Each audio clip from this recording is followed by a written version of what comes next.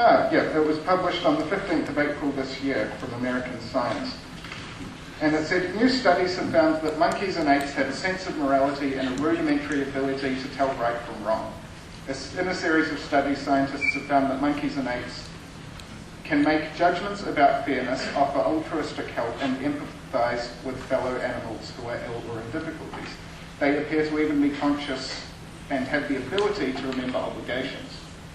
So I would argue that it is fairly obvious that... It's obvious to me that monkeys and humans have the same designer, a similar blueprint.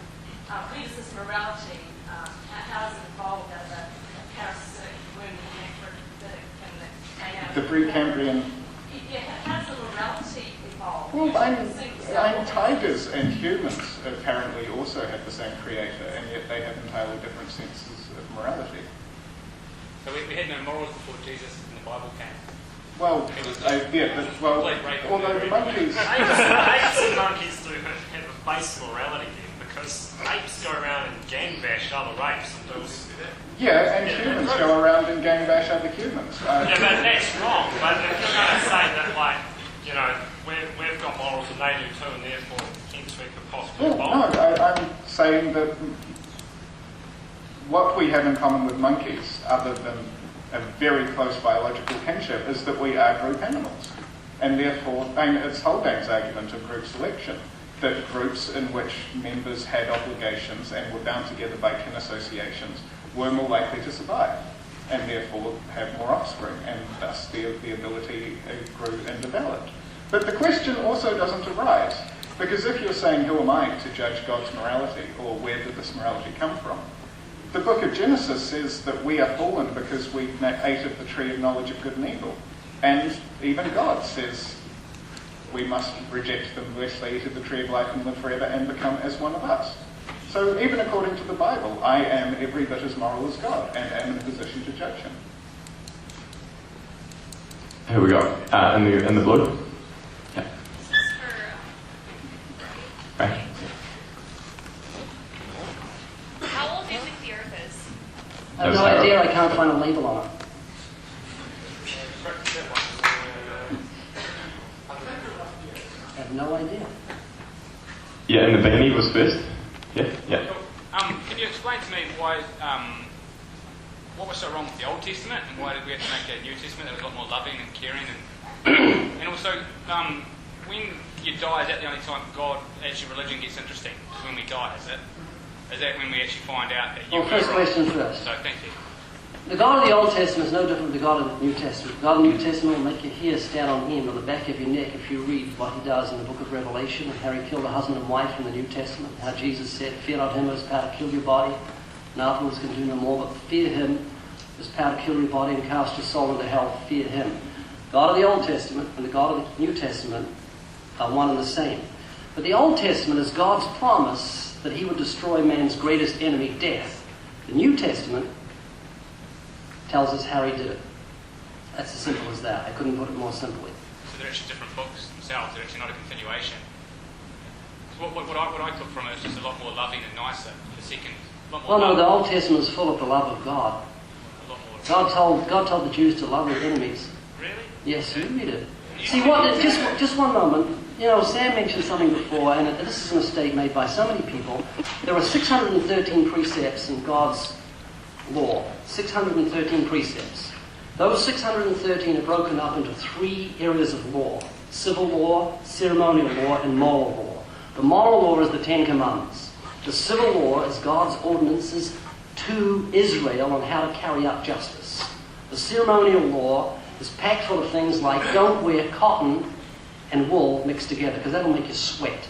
And sweat is typical of the curse that God laid upon humanity in the book of Genesis. So there's a lot of things you don't understand when you say, oh, God tells us we're not to do this, and not to eat this, and shellfish crawl the bottom of the ocean eating trash. And God just says, don't eat certain types of food. And God gives health laws to Israel.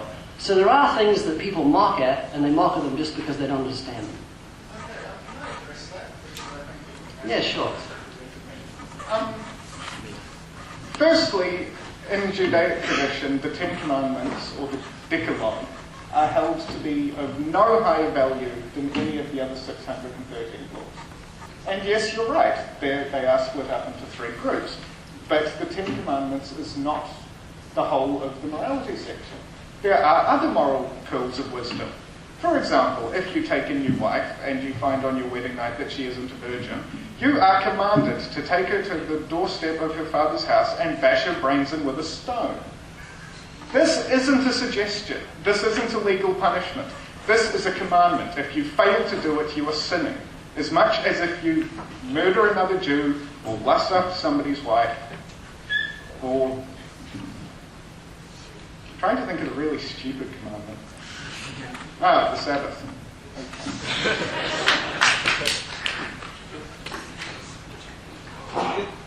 The guy behind the guy in the beanie was next. You said something about honest right, by the way.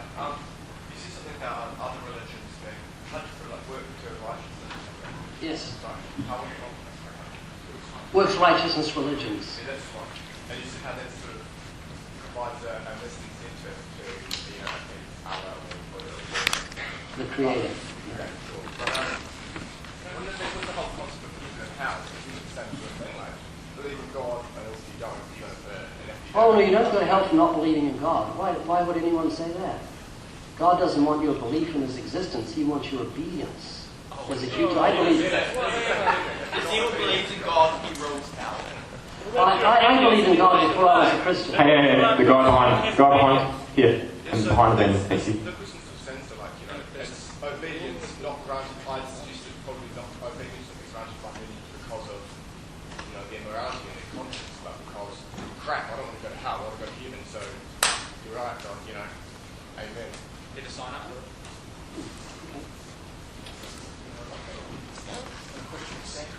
Yeah, mate, go for it. Just with regards to evolution and fossils going from one species to another, I mean, so much of the earth has been dug up looking for this fossil, it's still missing. What's your explanation of that? Is there something still needs to be found, or do you think there's enough evidence out there? Okay, I would ask you a counter question. How many complete transitional fossil forms would there need to be in order for you to accept that there actually are transitional fossils? Would one sequence do? That would be a start, yeah. We have actually over the last 20 years uncovered a complete sequence in the evolution of the dinosaur, for the evolution of the whale. There are 20 different species. The middle one is called Ambulocetos natans, which interestingly means the walking whale that swims. And it is so detailed that we can actually track what is called the dorsal migration of the nostrils, which means the way the nostrils have moved back towards the back. And Ambulocetos natans has his blowhole on the top of his head. Well, Brayton's are much bigger than those than I can, but he's still a man and I'm still a man, regardless of our nose position. Well, no, nose position isn't the same as nose size. No. If you had a nose where your nipple should be... The size.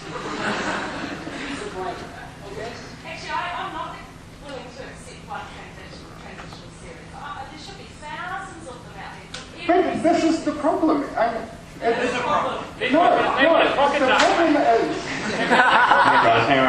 problem is that Ray's side has changed the word transitional fossil to fit their meaning. And on this little card that you may have found on your seat, it says he will give you $10,000 if you can provide one living transitional form. Now, you can't provide a living transitional form because a transitional form is something that is something and is becoming something else. We don't know what things that are alive today are becoming. Everything alive today is a transitional form.